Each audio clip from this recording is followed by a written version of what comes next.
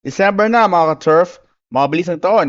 Parang kahapon lang, nag-set tayo ng goals for 2025. At ngayon, puro deadlines na. Maraming parties, reunion, at year-end gatherings. Siguro, overloaded na ang calendar ninyo. Speaking of deadlines, oras na ng pag-recollect ng mga memories ngayong taon. Minsan, mapapakamot ka na sa camera roll at magtatanong, nangyari pala to this year? At syempre, may mga pa-year-end essays sa Facebook, threads, at iba pa. Sa news outlets naman, ibang klaseng compilation ang ginagawa. Alam mo yung listahan ng personalities na nag-define ng past year, politicians, celebrities, viral names, pati mga trendy controversies. Parang tradition na talaga every December. Recap ng lahat ng biglang nagpasaya, nagpagulo, at napag-iling sa atin over the past 12 months. By the way, may pinned comment ako sa description na form. Fill it out kung gusto mo nyong sumali.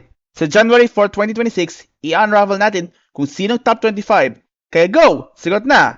And since this is officially the last short for the year, alam nyo naman ang tradition ko, di ba? Normally, this is where I talk about the MMFF entries. Pero, newsflash, may full video tayo!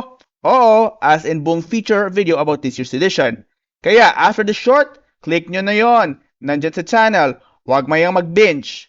Before we wrap up, gusto ko lang magpasalamat sa inyo. Thank you for watching, supporting, liking, sharing, commenting, lahat-lahat. Whether madagal ka ng ka-turf o bagong salta lang dito. Because of you, tuloy-tuloy ang content at kasiyahan sa channel.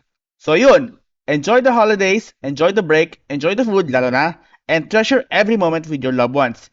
Season's greetings mga ka-turf. See you in 2026. Pero huwag kalimutan panoorin muna yung MMFF full video.